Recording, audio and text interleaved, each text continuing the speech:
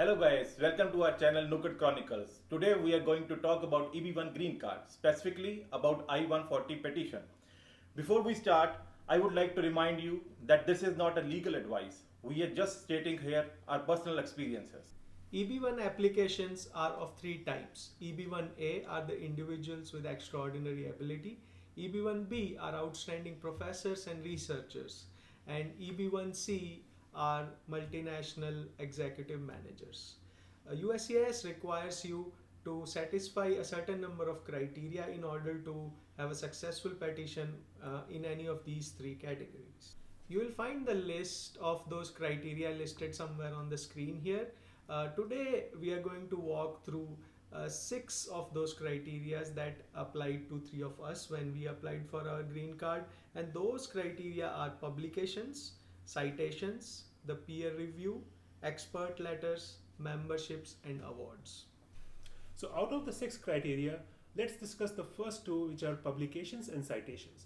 Publications are basically research articles that you publish in peer-reviewed journals in your area of research. And the second criteria, which is citations, are the number of times your work has been cited or used by other researchers in your area of research. Now, to also add on to these 2 criteria, there is a score which you can show in your for petition, which is altmetric score or Plumix score. Now, altmetric or Plumix are basically a weighted score for your online activity that your research article has shown. Now, what it is exactly means? So this means that how many times your research articles were accessed, cited, how many times it was accessed in different demographics. Let's say what are the different blogs which have covered your article, what are the news outlets who have talked about your article, and what are the clinical and how many clinical citations your articles have gathered. Now all these together come up and are weighted, basically come up as a weighted score showed by different websites, as I mentioned, like altmetric and Plumix. And these scores can be also put in your petition to show the strength of your articles. Let's talk about the third requirement, which is recommendation letters. For the recommendation letter, you have to contact the people who have cited your work. Let's say you go to a Google Scholar or any other metrics page and see all the people who have cited your work. One by one, start contacting the corresponding authors and start emailing them that you are applying for an EB1 petition and you need their recommendation for your I-140 application. Your recommendation letters can be a mix of national or international experts.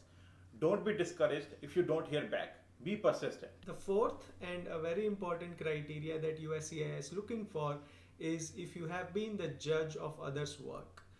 This is generally satisfied by using the peer review process.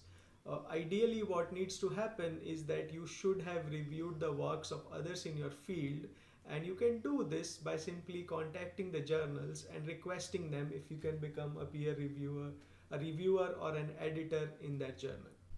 The number of peer reviews that you need to do is something that's out there. It depends on your profile. It also depends in the area of research that you are in. Some of the technological areas are so narrow and focused, they don't have a lot of journals. So you may have lesser reviews to work with. So do not be discouraged or confused if you think that you don't have enough peer reviews in your quiver. So what do you submit to the USCIS to show them that you have peer reviewed a bunch of papers? So one thing that you have to do is you have to save all the emails, the correspondence that you get from the journals that demonstrate that you became a reviewer on their journal, and also acceptance or rejections of the papers that you have reviewed. The other 2 criteria that USCIS may ask you but we did not use in our case are memberships to professional organizations. These need to be organizations that accept you on merit and not just because of membership fees. And the second thing is major awards that you might have won as a part of your work, and these need to be internationally or nationally recognized awards. In today's video, we covered 6 major criteria that USCIS requires for you to qualify for an EB1 petition. Please drop in your comments and let us know if you have any questions or if you have gone through this process and what were the criteria that you use to qualify for a EB1 petition. Please smash the like button, share and subscribe to our channel. Also hit the bell icon so that you can get a regular update of our new videos. And thank you so much for showing all love and support, and stick around for the next video. Thank you.